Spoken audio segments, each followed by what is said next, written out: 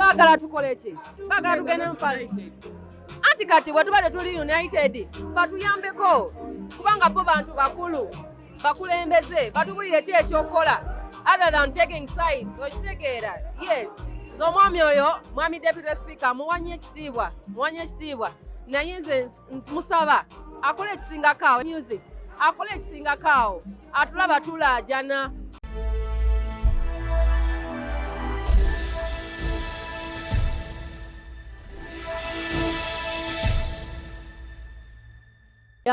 The reception ebadde nnungi abantu babadde nice. They received the music. I'm so excited. I can't wait for the rest of the world okulirako kwene ndongo. Yes, Sankofa the album Azawi. Yes, we are back. Ani bantu kyabasinza kuyambako mu album eno ng'okola? Okusingira ddala aba artists bannange Elijah Kitaka, Bentol, Sauti Soul, babadde nange, Mike Ihura, the producers bannange, they have been so much on my side. Okusingira ddala Banga Boy, oyo omuvubuka twakolanga naye ekiro buli lunaku nga tukola ekiro nga tuyingira studio ssaawa emu oba ssaawa 12 ez'oregulo nga tuvaamu ssaawa emu buli lunaku for like a period of like 6 months nga tukikola. So big up on yourself Banga Boy, acting, producer wa Kabyoyo, like a producer omu ku bakyasinze wano mu Uganda, clean sound, good music. Yes, ne Groovy World from Ghana. Kwegamba ne timu yange yenyini ebadde ku side yange. It has been like a great team effort to make sure the album Sankofa is, finally finished and ready for the public to consume. Yeah.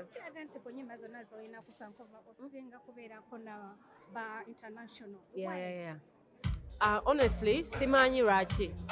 Kubanga sinti nakiplanninga kya happenings nti obadde mu studio ono muyimbi najja ne mukola akayimba sinti nakitegekera kyajja buzi era abayimbi bannanga abayimbi be Uganda sagala balowooze nti sagala kukola nabo nze bw'ojja mu studio n'onsangamu tujja kukola oluyimba si byakwetegeka ebyange sagala nnyo twetegeke nnyo we tuba tugenda okukola oluyimba ma njagala ekihappeninga in real time ne tulowoolezaawo in real time so bano abayimbi abanchekingangako ne bajjanga mu studio ne tukola ennyimba ffenna naye kyemanyi maaso eyo ng'akwataganyako ne bayimbi bannange ne kaminga close tujja kukola ennyimba nabo. Ennyimba z'olina buli luyimba luyina story yalwo. Zino ennyimba zonna gwe wazituula wansi n'ozewandiikira nga tolinako muntu n'omu akuyambye. Ezimu naziwandiika nzeka, endala naziwandiika ne bayimbi bannange, eza nenziwandiika ne baproducer abamu n'akumbwako wanakudirectingamu wano. Kizibu nnyo okukola album n'ogiwandiika wekka, tekisoboka. Era yenna agezaako kikola abeera committinga suicide kuba nekikoleka. Ekisegera weetaagako inspiration okuva mu bantu abalala osobole okuba n'akasavu kanyama mu album yo. Yeah. Sinna like a proper song, just nambakinga koko mu kayimba ke akamu. Baida nina kayimba ne Edikenzo ku album eri enkadde. Sene empya taliiko. Kweri enkadde tunaka kayimba bakayita nkuchekere naye tetwaka promotinga. Ne kabeera awo nti abantu bakamanya. Ye nina kayimba naye actually I'm very sorry. Manya ebintu bingi bigenda maaso bongo nerabira, but yeah, I have a song with Edikenzo. Yeah. So kweno album wamwerabidde oba teyabadde program? Sini namwerabidde. Buli omu yabadde busy. Edikenzo abadde ku album yeeyo gye yali akola eya Blessings? Yes. So kati nga kizibu nnyo mufuna. Nange ate bwe natuula wansi ne ntandika okukola Sankofa the album. Nga kizibu nnyo okuwa ebintu ebulala obudde nga ndi obwongo buli ku kintu kimu album. Yeah. Bano abayimbi abali international, yes, olina big management. Ani yabaconnectingako?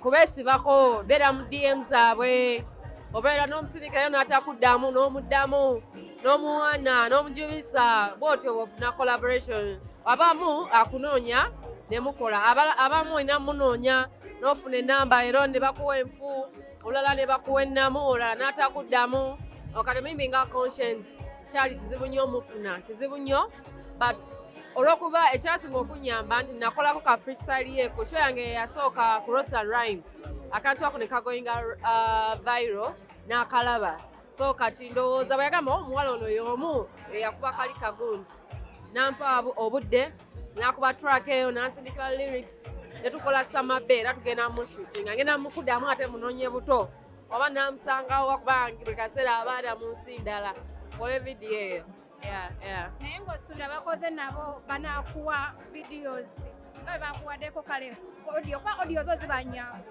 nina kukkiriza keeping like kukkiriza nti kijja kubeerawo ngenda gezaako kinagana buganyi nja tujja gezaako tufaate gwe tunaafuna yenna nga tushootinga kimanyi byetaaga ssente naye tujazi mukama gyatugabira abantu balowooza nti olakisinzeemuko ku kintu ky'ekivulu tugambe nti zezimu ku activation zizo ezo promoting ekivulu of course buli kyetukola kigoing according to plan ekisaba so kati kapate kaolwaleero ka listening party baddemu ku ngeri gye nsobola okukola ky'okujubisa ekivulu ekigenda obeerawo in like I don't know in like a week from now or a week and a few days from now so era kati ngenda okuddayo otandika okugenda door to door bannange tickets zino mutuguleeko obimanyi kutembeya ticket abantu bajje kole show nga abantu mwebali oleme kuswala with the meaning of Sakofa nga bw'otunnyonnyodde are you trying to put your past right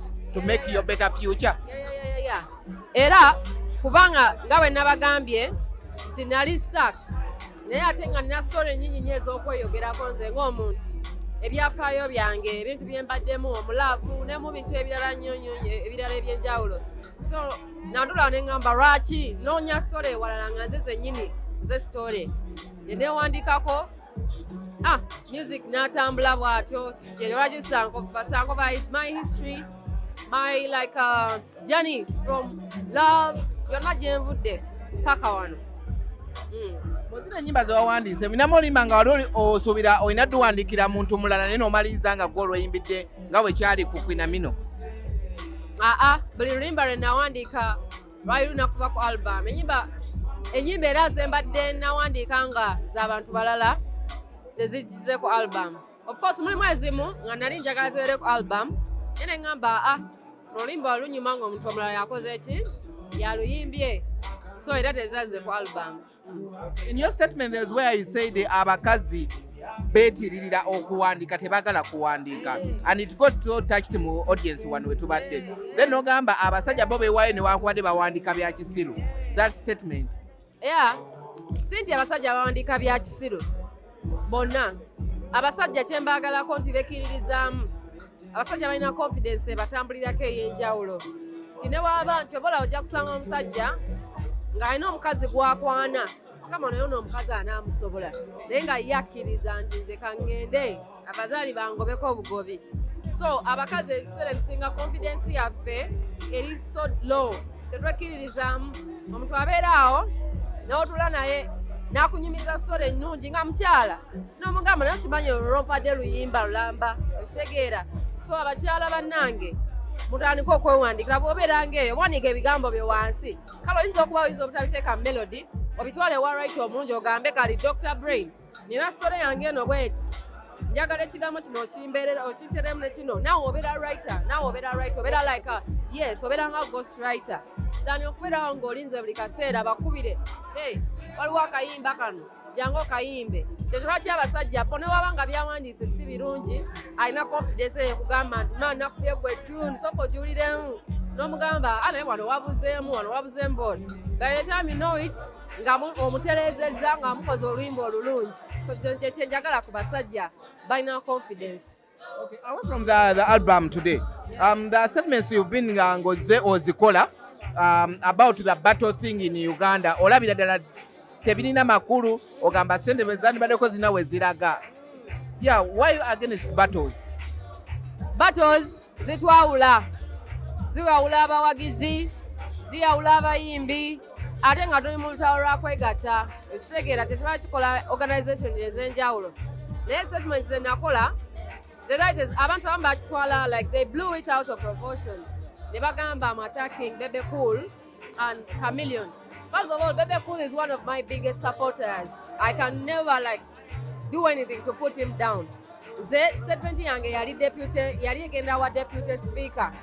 Ti abasajja bano oba bano ba politician oba ba legislators tetubayita kubivulu just kujja kunyumirwa. Bajje betegereze ki ekigenda maaso. Balaba Bannayuganda engeri gye batusupportinga. Kati bo lwaki tebatusupportinga? Omwami oyo deputy speaker ali mu kifo eky'amaanyi. That means musajja w'amaanyi. That means musajja alina ssente. Naye kimalamu amaanyi okuba nti ekyokka teyajja mu kivulu ekyo. Endowooza gye yava nayo y'emu n'ebbajo gye yandirowoozezza. Okitegeera nze njagala alowooza ebisukkulumu nga kyali. Musajja musukkulumu agambe nti bannaye gavumenti yessaawa otandika okuwagira music industry. Abannayuganda bali eno banyumirwa endongo y'abaana baffe naye ffe twesuliddeyo ki bwannagamba mututerewo embeera enatusobozesa omulimu gwaffe okuba nga guflowinga kubanga olaba already tugufunamu ssente nga tetulina sapooti yaabwe. So watiifu we batuwagira kuba nabo baba bakifunamu emisolo bagifuna naffe ate nga tetunyigirizibwa. Naye okola show aba URA ne bajja bannange ne batandika okusaba listi eya buli muntu aperforminze ne sente z'omuwadde so that bamuggyako ki withdrawing tax. Sente ezo oluusi ziba nnyingi kubanga ffe music industry yaffe eri very expensive. Okitegeera tulina abaana abali talented naye tebalina abakwatako tewali abayambako.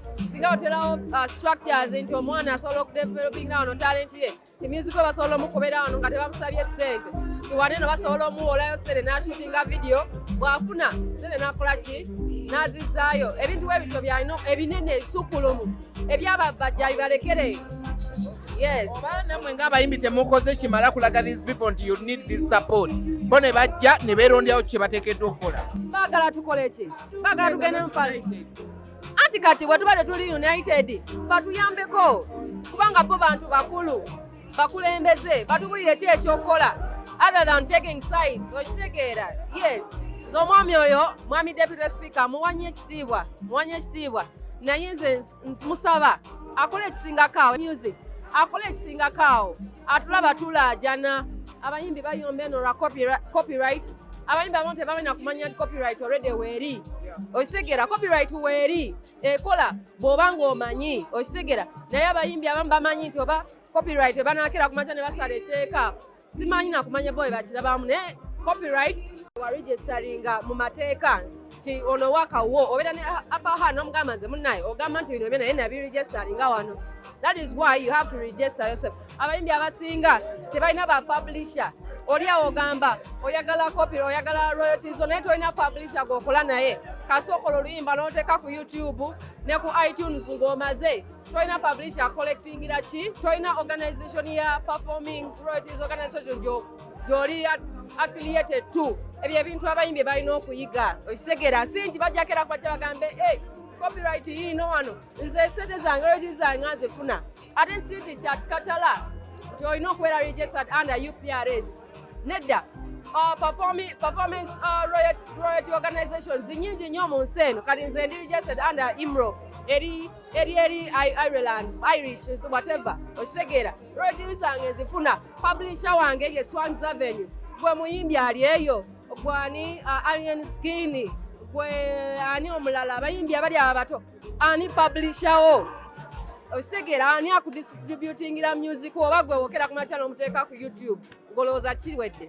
So twetaaga sensitization Azawi mwe ng'abayimbi abavuddeyokko ne mumanya ebintu bino nammwe mwennyini mwesuddeyo gwa nagamba okuyamba bano abaana naye ate omusango n'ogussa ku gavumenti oba abantu abali mu position mmwe nammwe lwaki temuvaayo ne muyambako so that these kids nabo bamanyi kigenda mu maaso. Kyekyo lwaki nayogedde ne ttiimu yange tukolewo podcast ng'eyogera ku bintu bino eno. Njagala yogere ku bintu bingi ekintu nga semi-live. Abantu abamu balowooza semi-live bintu byaki byabalema but semi-live is the most complicated set to perform.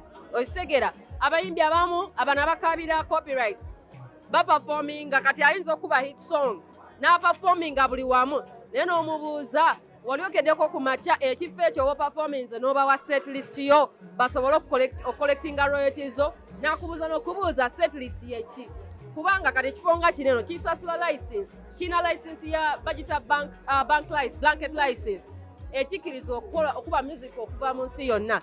That means nze bwe performinga wano n'empawa set list yange the nyimba ze performinze nga basubmitinga ewa pros performing royalty organization nga bampa royalties zange. So kati nange ni muyimbi sinaba kubeera nnyo so much in this industry nakabeeramu ngena mu mwaka gwakuna tuli mu 3 so nange kati ngezaako bugezi okutandika okwogera ku bintu bino. Actually mbadde sibalina kumanya nti abintu bino abayimbi abasinga tetubimanyi nange ebimu era njiga biyige okitegeera. So tulina okuyiga gavumenti bwaneno weina okujja negamba naye abantu baffe tebamanyi abaami abali mu UPRS tebatuyigiriza batudde butuzi beesuliddeyo gwanagamba bo bakakasa sente ozitart claiminga nga bazikola ki bazitwala. Tulina abasongwriter bangi tebali registered ye kasawandiika oluyimba kati sente zeezo bwe zijja buzzi mu performance baziwa ani ono omuyimbi yaluyimba nga sente zo azirya ate nga millions ezo wandizeeriridde